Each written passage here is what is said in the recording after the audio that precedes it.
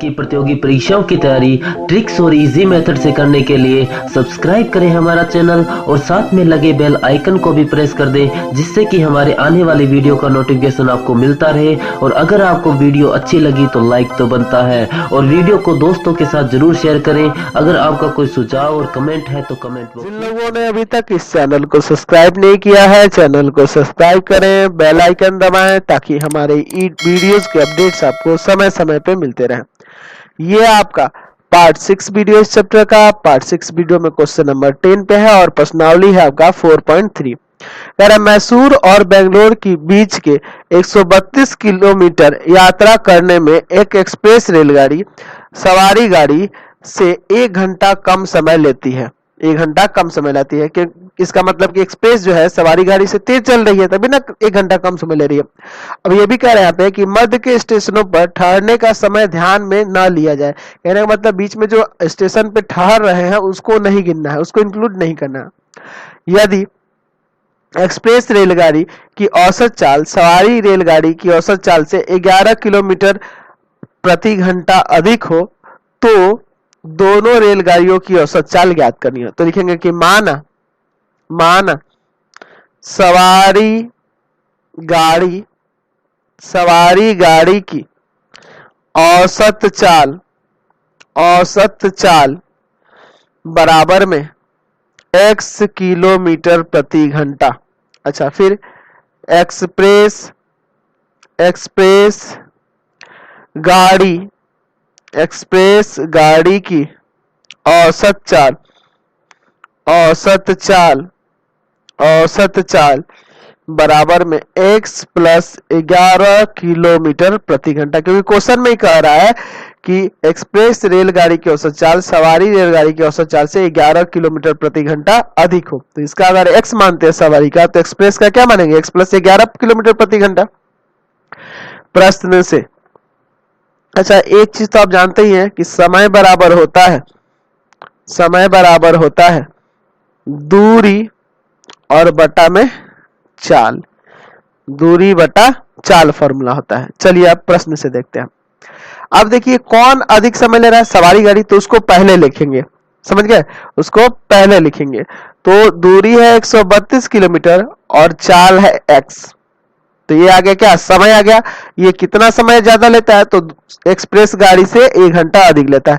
तो एक्सप्रेस गाड़ी द्वारा लिया गया समय क्या होगा? 132 और बटा में उसका चाल x प्लस 11। तो ये जो है इससे 1 घंटा अधिक है, यानी बराबर में 1। समझ गए ना? ये भी आपका समय आ गया, दूरी बट्टा चाल, ये भी दूरी बट्टा चाल। तो ये कौन सा समय है? तो सवारी गाड़ी द्वारा लिया गया समय। और ये कौन सा समय है? एक्सप्रेस गाड़ी द्वारा लिया गया समय। तो ये जो है सवारी गाड़ी 1 घंटा अधिक ना लेती है एक्सप्रेस से, समझ रहे ना? यहाँ क्वेश्चन में कह रहा है ये एक्सप्रेस रेलगाड़ी सवारी गाड़ी से 1 घंटा कम समय लेती है, यानी कि ये एक्सप्रेस है तो 1 घंटा इससे कम लेती है, यानी कि ये इससे 1 घंटा अधिक लेती है। ये ना कह रहा है कंडीशन में। चलिए यहाँ एलसीएम लेते हैं। तो इसका एलसीएम हो जाएगा यहाँ पे इस तरह से कुछ x इंटू एक्स प्लस 11। ठीक है, इसमें इससे भाग करेंगे तो ये वाला x कट जाएगा, ये वाला जाके ऊपर गुना करेगा तो 132 में गुना हो जाएगा x प्लस 11 से। इसमें से भाग करेंगे, ये वाला कटेगा, x जाके ऊपर गुना होगा ना, तो 132x, बीच में माइनस है तो माइनस दे दिए, बराबर में 1। इसमें गुना करते तो गुना करिएगा इसमें इससे तो आ जाएगा 132x और प्लस 11 में 132 से करेंगे तो आपका आ जाएगा 1452, माइनस में 132x और बटा में इसमें से गुना कर दीजिए एक्स स्क्वायर प्लस में 11x बराबर में 1। ये दोनों तो कट जाएंगे ना, यहाँ पे आसानी से काट सकते थे। चलिए अब आगे क्या करेंगे? क्रॉस मल्टीप्लाई करते हैं। तो ये वाला इसमें जाके गुना करेगा ना, तो एक्स स्क्वायर प्लस 11x बराबर में हो जाएगा 1452। प्लस का 1452 इधर आके माइनस का हो जाएगा क्या? X square plus 11x minus का 1452 बराबर में 0। इसको 2 भाग में करना होगा ना कि गुणा करने पे इनके गुणनखंड के बराबर आ जाए। तो एक्स स्क्वायर अच्छा प्लस का 44x है ना, और माइनस का हम लोग 33x ले लें तो आपका काम हो जाएगा। समझ गया ना? यहाँ से ये हो जाएगा, क्योंकि देखिए इसमें इसको घटाइएगा ना तो 11x आ जाएगा, और 44 में जब है ना 44x में माइनस के 33x से गुना होगा तो इनके गुना के बराबर आ जाएगा। चलिए अब कॉमन करते हैं। यहाँ से कॉमन करिएगा x तो बचेगा x प्लस 44 माइनस है माइनस दीजिए, इन दोनों में कॉमन होगा 33, तो यहाँ x और प्लस में 44 आ जाएगा। इन दोनों ब्रैकेट में एक जैसा आ गया ना, तो x प्लस 44 को कॉमन कर लीजिए, यहाँ बच जाएगा x और यहाँ बच जाएगा 33 बराबर में 0। अलग अलग कर दीजिए, x प्लस 44 बराबर 0 और x माइनस 33 बराबर 0। यहाँ से x बराबर माइनस का 44 और यहाँ से x बराबर 33। तो आपको पता है कि चाल जो होता है धनात्मक होती है, चाल धनात्मक होती है, चाल धनात्मक होती है, इसलिए आपको x बराबर 33 लेना होगा और ये वाला आपका रिजेक्ट हो जाएगा क्योंकि माइनस में चाल होगा नहीं। तो अतः सवारी गाड़ी की औसत चाल बराबर में 33 किलोमीटर प्रति घंटा हो जाएगा। और दूसरा है एक्सप्रेस गाड़ी की औसत चाल बराबर हो जाएगा, x प्लस 11 था ना, x प्लस 11 किलोमीटर प्रति घंटा, यानी कि x की जगह रख दीजिए 33, तो 33 प्लस 11 किलोमीटर प्रति घंटा, यानी कि आ जाएगा 44 किलोमीटर प्रति घंटा। ये आपका आंसर आ जाएगा। समझ गए? चलिए क्वेश्चन नंबर 11 देखते हैं। कह रहा है कि दो वर्गों के क्षेत्रफलों का योग 468 मीटर स्क्वायर है। यदि उनके परिमापों का अंतर 24 मीटर हो तो दोनों वर्गों की भुजाएं ज्ञात कीजिए। तो देखिए भुजाओं में कोई संबंध नहीं दिख रहा है, अतः यहाँ भी आपको दो चर मान के चलने होंगे। माना है ना, माना बड़ी वर्ग की भुजा या बड़े वर्ग की भुजा, माना बड़े वर्ग की भुजा बराबर में x मीटर। अच्छा, दूसरा है छोटे वर्ग की भुजा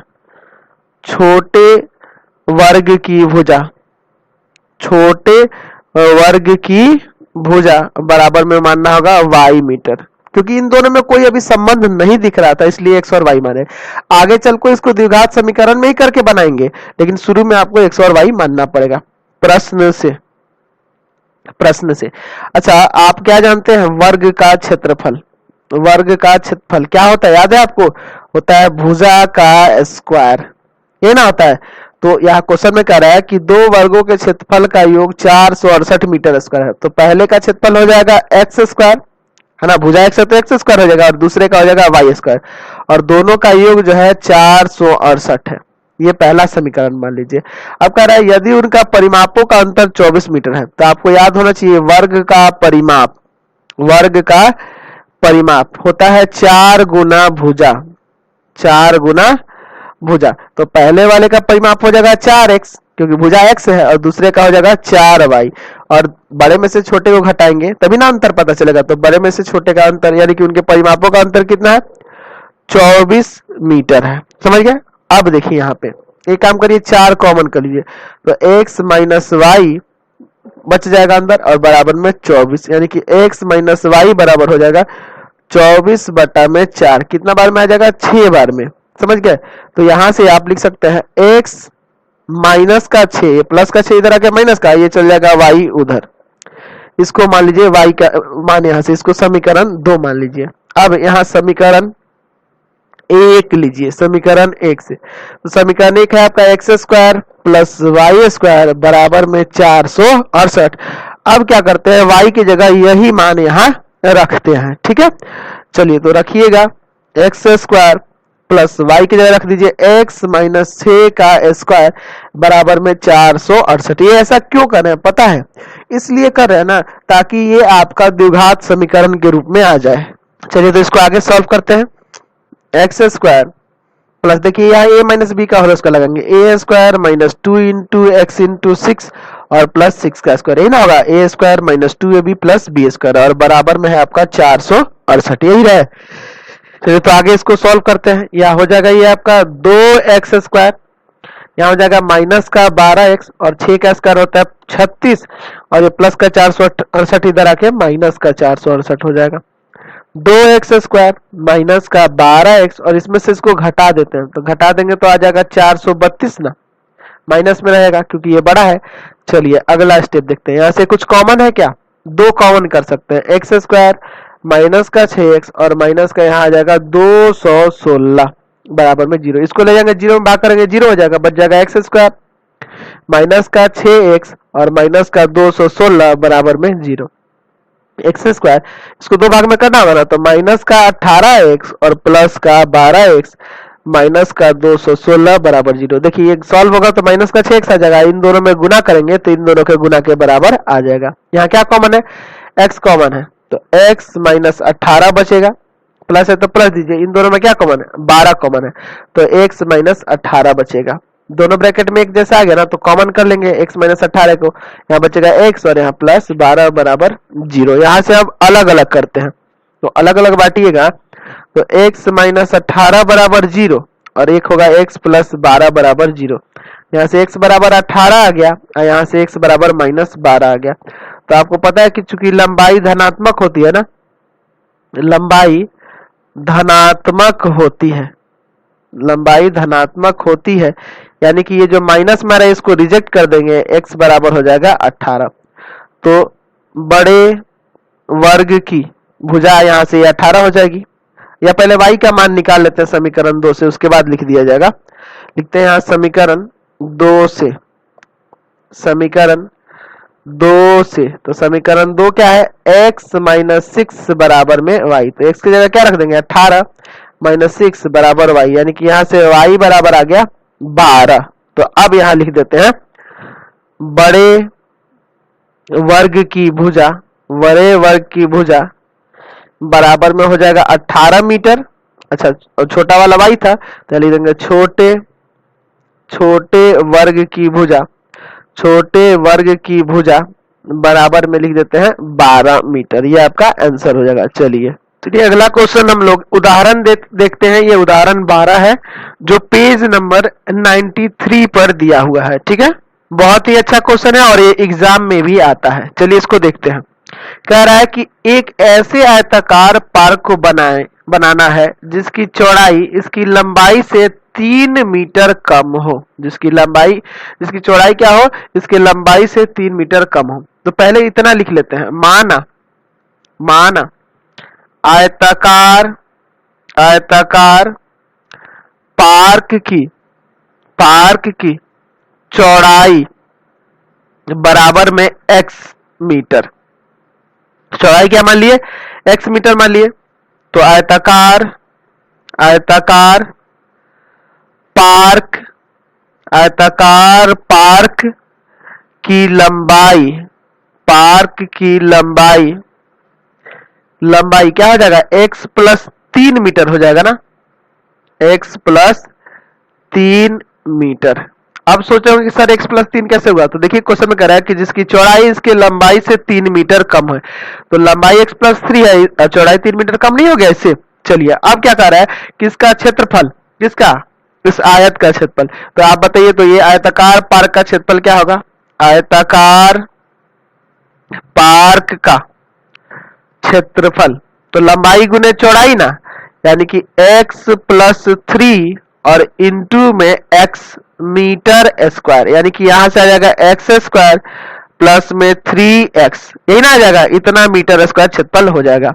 अच्छा, फिर आगे क्या कह रहा है कि इसका क्षेत्रफल, यानी कि इस आयताकार पार्क का जो क्षेत्रफल है पहले से निर्मित समद्विबाहु त्रिभुजाकार पार्क जिसका आधार आयताकार पार्क की चौड़ाई के बराबर है। देखिए इसका आधार जो है आयताकार पार्क के चौड़ाई के बराबर है, यानी कि इसकी भी चौड़ाई, इसका जो आधार है x मीटर है, क्योंकि पार्क की चौड़ाई x है ना, तथा ऊंचाई 12 मीटर है, ऊंचाई 12 मीटर है, से 4 वर्ग मीटर अधिक हो। यानी कि इस आयताकार पार्क का जो क्षेत्रफल है, ये त्रिभुजाकार जो पार्क है, ये जो त्रिभुजाकार पार्क देख रहे हैं है ना, 4 वर्ग मीटर अधिक है। समझ गए? तो अच्छा, पहले हम लोग त्रिभुज का भी क्षेत्रफल निकाल लेते हैं, इस त्रिभुज का क्षेत्रफल। अच्छा, जो त्रिभुजाकार पार्क है उसका क्षेत्रफल निकाल लेते हैं। त्रिभुजाकार पार्क का क्षेत्रफल, तो 1/2 आधार की जगह पे x है और ऊंचाई की जगह पे क्या है? 12 है। इसको इससे काट देंगे 6 बार में, यानी कि यहाँ से कितना आ जाएगा 6x आ जाएगा ना, 6x मीटर स्क्वायर। समझ गए ना, क्षेत्रफल आगे त्रिभुजाकार पार्क का 6x मीटर स्क्वायर। ये आपका 6 लिखे हैं, ध्यान से देखेंगे ये 6 है। चलिए अब प्रश्न में क्या कह रहा है, यानी कि देंगे प्रश्न से फिर से देखिए, कह रहा है कि इसका क्षेत्रफल यानी कि इसका आयताकार पार्क का जो क्षेत्रफल है, आयताकार का तो क्षेत्रफल निकल गया एक्स स्क्वायर प्लस 3x जो है क्या है, तो जो त्रिभुजाकार पार्क बन रहा है उसके क्षेत्रफल से 4 वर्ग मीटर अधिक है। तो इसका क्षेत्रफल जो है त्रिभुजाकार पार्क का वो 6x है और ये क्या है 4 इससे अधिक है, तो 4 इसमें जोड़ देते हैं। एक तरफ लाइए, एक्स स्क्वायर प्लस का 3x माइनस का 6x माइनस का 4 बराबर में 0, यहाँ घट जाएगा। एक्स स्क्वायर माइनस का 3x माइनस 4 बराबर 0, ये समीकरण प्राप्त हो गया। क्वेश्चन में क्या करना है, तो इस आयताकार पार्क की लंबाई और चौड़ाई ज्ञात करनी है, लंबाई और चौड़ाई ज्ञात कीजिए। चलिए अब इसको पहले सॉल्व करते हैं, फिर लंबाई चौड़ाई निकाल लेंगे। चलिए तो एक्स स्क्वायर माइनस का 4x और प्लस का x लिखे तो काम बन जाना है। देखिए घटेगा तो माइनस का 3x और गुणा होगा तो माइनस 4x स्क्वायर आ जाएगा ना। चलिए x कॉमन होगा, x माइनस 4 प्लस 1 कॉमन होगा, x माइनस 4 दोनों ब्रैकेट में सेम आ गया ना। चलिए तो यहां से हो जाएगा x माइनस 4 बाहर, बचेगा x और प्लस 1 बराबर 0। अलग अलग कर दीजिए, x माइनस 4 बराबर 0, x प्लस 1 बराबर 0। यहाँ से x बराबर क्या आ जाएगा 4 और यहाँ से x बराबर आ जाएगा माइनस का 1। ठीक है, माइनस का 1। चूंकि आपको पता है कि लंबाई धनात्मक होती है, लंबाई धनात्मक होती है, धनात्मक होती है, इसलिए जो माइनस वाला है ना ये आपका रिजेक्ट हो जाएगा, x बराबर सिर्फ 4 लेंगे। तो यहाँ से हो जाएगा आयताकार, आयताकार पार्क की चौड़ाई, चौड़ाई वो क्या थी आपकी x थी ना, यानी कि 4 मीटर, और आयताकार, आयताकार पार्क की लंबाई, लंबाई क्या थी आपकी x प्लस 3 मीटर ना, यानी कि हो जाएगा 4 प्लस 3 यानी कि 7 मीटर आ जाएगा। तो लंबाई हो जाएगा 7 मीटर और चौड़ाई हो जाएगा 4 मीटर, यही ना निकालना था आपको। ये आगे हम लोग बढ़ते हैं, चैप्टर में आगे चलते हैं। हम लोग बात करेंगे सबसे पहले द्विघात समीकरण का विविक्त कर, यानी कि इसको अंग्रेजी में विविक्त कर को कहा जाता है डिस्क्रिमिनेंट, डिस्क्रिमिनेंट ऑफ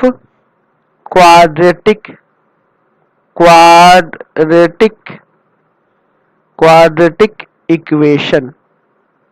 ठीक है, equation, discriminant of quadratic equation. अच्छा, विविक्तकर को एक और नाम से जानते हैं, विवेचक भी कहा जाता है, विवेचक के नाम से भी इसे जानते हैं। देखिए होता क्या है, किसी द्विघात समीकरण, द्विघात समीकरण, समीकरण ax square plus bx plus c बराबर 0 में b स्क्वायर माइनस 4ac को द्विघात समीकरण का, द्विघात समीकरण का विविक्त कर, विविक्त कर, विविक्त कर कहते हैं। ठीक है, विविक्त कर कहते हैं, तथा इसे डी से सूचित किया जाता है, कैपिटल डी से सूचित किया जाता है। यानी कि यहां से आपको यह पता चल गया कि डी बराबर बी स्क्वायर माइनस 4ac, और यही इसी को क्या कहते हैं, इस डी को क्या कहते हैं, विविक्त कर या विवेचक के नाम से जानते हैं। तो आपको याद होना चाहिए, आपको द्विघात सूत्र बताए थे, x बराबर minus b plus minus root under b square minus 4ac और बटा में 2a। तो अब चाहे तो यहाँ फॉर्मूला में थोड़ा सा बदलाव ला सकते हैं, x बराबर minus b plus minus root under D कर देंगे, बी स्क्वायर माइनस 4ac को डी लिख सकते हैं ना, और बटा में 2a, ये भी आपका द्विघाती सूत्र कहलाएगा। अब यहां से एक बात करेंगे हम लोग, मूलों की प्रकृति, मूलों की प्रकृति के बारे में, यानी कि nature of roots, nature of, है ना, रूट्स, नेचर ऑफ रूट्स के बारे में। ठीक है, चलिए याद होना चाहिए, पिछले एक्सरसाइज में 2-3 बार हम आपको एक बात बोले थे कि देखिए यहाँ x का मान बराबर हो जा रहा है, यहाँ डिफरेंट डिफरेंट आ रहा था, और एक जगह आया था कोई मूल नहीं, उसका मूल का कोई अस्तित्व नहीं था। तो हम लोग मूलों की प्रकृति से उस चीज को कैसे समझेंगे, यहाँ समझिए। पहला हम लोग लिखेंगे यहाँ पे द्विघात समीकरण, समीकरण ax² plus bx plus c बराबर 0 के लिए, 0 के लिए पहला कंडीशन, यदि b² माइनस 4ac का मान 0 से बड़ा हो, अर्थात d का मान 0 से बड़ा हो, यानी कि पॉजिटिव हो, तो दो भिन्न वास्तविक मूल होंगे, दो भिन्न वास्तविक मूल होते हैं, दो भिन्न वास्तविक मूल होंगे या होते हैं। ठीक है, दो भिन्न वास्तविक मूल होते हैं, समझ गए। अब देखिए यहां से आपको याद होना चाहिए कि जब रूट के अंदर आप फॉर्मूला लगाते थे, ये वाला द्विघात सूत्र लगा के जब क्वेश्चन बनाते थे और यहाँ रूट के अंदर प्लस में आता था, तो दो भिन्न वास्तविक मूल नहीं आ जाते थे। आपको एक बार बताए थे कि रूट के अंदर यहाँ 0 आया था, है ना, यानी कि d का मान 0 के बराबर हो गया था, यानी विविक्तर का मान 0 के बराबर था। यहाँ सेकंड कंडीशन ले लीजिए, यदि b² माइनस 4ac का मान 0 के बराबर हो, यानी कि d का मान 0 के बराबर हो, तो दो समान या बराबर भी कह सकते हैं, है ना, दो समान वास्तविक मूल होते हैं, दो समान वास्तविक मूल होते हैं। तो आपको याद दिला दे फिर से कि जब इस पे हम लोग क्वेश्चन बनाए थे पिछले एक्सरसाइज यानी 4.3 में, तो यहाँ रूट के अंदर आपको बताए थे कि यहाँ रूट के अंदर क्या आ जा रहा था, 0 आ जा रहा था, तभी ना दिखाए थे कि आपका दो समान वास्तविक मूल हो रहा है। याद है, वहां भी बताए थे कि दो को सेम आंसर, x का मान दो सेम क्यों आ रहा था, दो वास्तविक मान इसलिए आ रहा था क्योंकि, है ना, दो समान वास्तविक मान इसलिए हो रहा था क्योंकि रूट के अंदर 0 आ रहा था, यानी कि b² माइनस 4ac का वैल्यू 0 आ रहा था, तब ऐसा हो रहा था। वही चीज यहां से आपको क्लियर हो रहा है। तीसरा, यदि b² माइनस 4ac का मान 0 से छोटा हो, यानी कि d का मान 0 से छोटा यानी माइनस में हो, तो माइनस में हो तो याद होना चाहिए कि रूट के अंदर जब माइनस में आ गया था तो हम लिखे तो उसका कोई अस्तित्व नहीं है। तो यहां लिखेंगे तो कोई वास्तविक मूल नहीं, आपको बताया था ना काल्पनिक होता है, कोई वास्तविक मूल नहीं होता है, नहीं होता है, समझ गए ना, कोई वास्तविक मूल्य होगा वो काल्पनिक होता है, और जिसके बारे में हम लोग क्लास 11th में जाके पढ़ेंगे, समझ गए ना। इसीलिए जब d का मान 0 से छोटा आ रहा था इसलिए उसका लिखते थे कोई अस्तित्व नहीं है, याद है ना, पीछे के क्वेश्चन में हम लोग बनाए थे। तो चलिए आगे बढ़ते हैं। अब तो ये तीन चीजें अगले एक्सरसाइज के लिए याद रखना होगा। अगर b² माइनस 4ac का मान 0 से बड़ा हो तो दो भिन्न वास्तविक मूल होंगे, यानी डिस्क्रिमिनांट का मान, विविक्तर का मान 0 से बड़ा होगा तो दो भिन्न वास्तविक मूल होंगे, 0 के बराबर हो गया तो दो समान वास्तविक मूल होंगे, और 0 से छोटा होगा तो कोई वास्तविक मूल नहीं होगा, यानी कि उसका कोई अस्तित्व नहीं रहेगा। चलिए तो एक्सरसाइज देखते हैं 4.4। ठीक है, पहला क्वेश्चन दिया हुआ है कि निम्न द्विघात समीकरणों के मूलों की प्रकृति ज्ञात कीजिए। यदि मूलों का अस्तित्व हो तो उन्हें ज्ञात कीजिए, जिसका मूल का अस्तित्व होगा उसको ज्ञात करना है और जिसका नहीं होगा उसको वहीं छोड़ देना है। चलिए पहला क्वेश्चन देखते हैं। 2x² माइनस 3x प्लस 5 बराबर 0। यहाँ a बराबर है 2, b बराबर है माइनस का 3 और c बराबर है 5। तो मूलों की प्रकृति यानी d को निकालना होगा तो पता चल जाएगा, d बराबर होता है b² माइनस 4ac, यानी कि हो जाएगा माइनस 3 का स्क्वायर माइनस 4 इंटू ए की जगह पे 2 और c की जगह पे 5।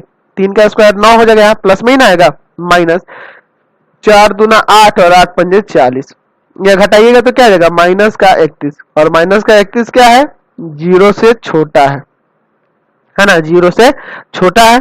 तो 0 से जब छोटा होगा तो कोई वास्तविक मूल नहीं है, कोई वास्तविक मूल नहीं।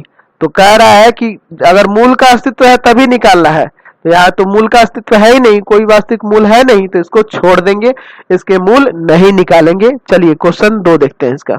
सेकंड नंबर यहाँ देखते हैं। सेकंड नंबर क्या दिया हुआ है, 3x² माइनस का 4√3x और प्लस 4 बराबर 0। a बराबर है 3, b बराबर है माइनस का 4√3 और c बराबर है 4। आपको d बराबर फॉर्मूला लिखवाया है b² माइनस 4ac, तो d बराबर माइनस का 4√3 का स्क्वायर माइनस 4, a की जगह पे 3 और c की जगह पे 4।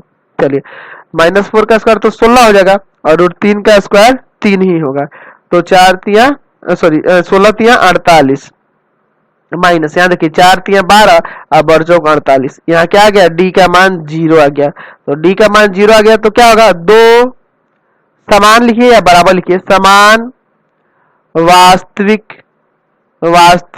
मूल। तो दो को समान वास्तविक मूल जब हो गया तो क्या कह रहा है, यदि मूल का अस्तित्व है तो उन्हें ज्ञात कीजिए, तो यहाँ मूल निकालना होगा, तो यहाँ फॉर्मूला लगा देंगे द्विघात सूत्र का, द्विघात सूत्र। तो अभी जो आपको फॉर्मूला सिखाया है वही लगाइएगा, x बराबर minus b plus minus √d बटा 2a, क्योंकि d का मान तो हम लोग निकाल चुके हैं ना, इसीलिए ये लगाना ही उचित रहेगा, जल्दी आ जाएगा। x बराबर माइनस b, तो b की जगह यहाँ ऊपर क्या है आपका, b की जगह है माइनस का 4√3, माइनस का 4√3 प्लस माइनस 0 यानी √0 और बटा 2, a की जगह क्या है, तो a का वैल्यू है यहाँ पे 3, तो यहाँ 3 रख देते हैं। चलिए तो x बराबर यहाँ प्लस का 4√3 प्लस माइनस 0 और बटा में 6, यही ना होगा।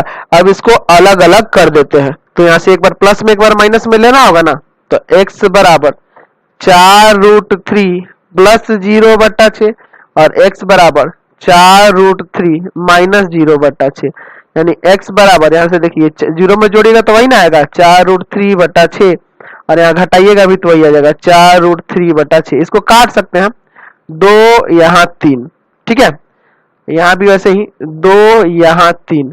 चलिए तो ये आपका हो जाएगा 2√3 बटा 3 x का मान, और यहाँ भी हो जाएगा 2√3 बटा 3। ये छोड़ सकते हैं, लेकिन आपके आंसर में ना पता है क्या कर दिया, अंश का परिमेयकरण कर दिया, यानी √3 से ऊपर भी गुना और नीचे गुना, इसमें भी √3 से ऊपर गुना करिए और नीचे भी गुना करिए। तो देखिए ऊपर हो जाएगा x बराबर 2 इंटू √3 में √3 से गुना होगा तो क्या आ जाएगा 3 और नीचे होगा 3√3। यहाँ भी उसी तरह से x बराबर 2 इंटू 3 और बटा में 3√3, 3 से 3 कट जाएगा, यहाँ भी कट जाएगा, तो x का मान आ गया 2 बटा √3, यहाँ भी आ गया और यहाँ भी आ गया। तो देखिए तो d का मान 0 हो जाने से देखिए दो समान वास्तविक मूल नहीं आ जा रहे हैं, सेम आ गया कि नहीं, तो वही कंडीशन वहां दिया हुआ है। यानी आपको ये पता चल गया कि यहाँ से मूल की प्रकृति निकालते ही आपको पता चल जाएगा कि इसके मूल कैसे होंगे। तो देखिए तो दो समान वास्तविक मूल आ गए यहाँ से। तो इसका तीसरा भी देख ही लेते हैं इसी में।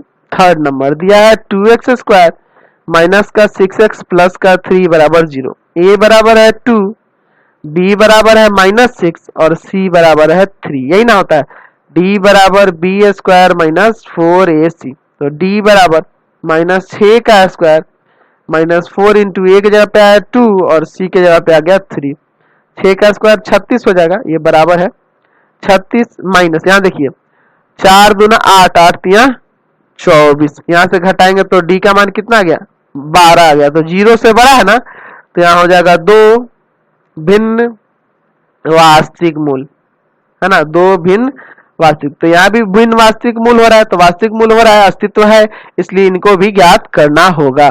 यहाँ फॉर्मूला आप जानते हैं, x बराबर -b प्लस माइनस √d बटा 2a, यही ना है आपका द्विघात सूत्र, द्विघात सूत्र। चलिए तो यहाँ वैल्यू रखते हैं जो जो दिया हुआ है, x बराबर माइनस b की जगह -6 प्लस माइनस √12 और बटा में 2, a की जगह पे क्या है आपका 2 है। चलिए यहाँ रख दिए, यहाँ से x बराबर प्लस का 6 प्लस माइनस, इसको तोड़िएगा ना तो 2 गुना 2 गुना 3 हो जाएगा, 12 को तोड़िएगा तो देखिए 4 2 दूना 4, 4 3 12 आ रहा है ना, और बटा में आपका क्या होगा 4। चलिए अब क्या करते हैं, तो अंदर से ये पेयर बन गया तो बाहर निकलेगा ना, तो x बराबर 6 प्लस माइनस 2√3/4। ऊपर से कुछ कॉमन है क्या, 2 कॉमन होगा, तो यहाँ पे 3 प्लस माइनस √3/4। इसको काट दीजिए, 2 बार में कट गया, यानी यहाँ x का मान 2 आ गया, एगो आ गया 3 प्लस √3/2 और एक आ गया 3 माइनस √3/2। समझ गए। अब इसी के साथ इस वीडियो को इन कर देते हैं। प्लीज आप चैनल को सब्सक्राइब कर दें, बेल आइकन दबा दें, जितना ज्यादा हो सके दोस्तों में शेयर करें, कमेंट बॉक्स में लिखें कि हमारे वीडियोस आपको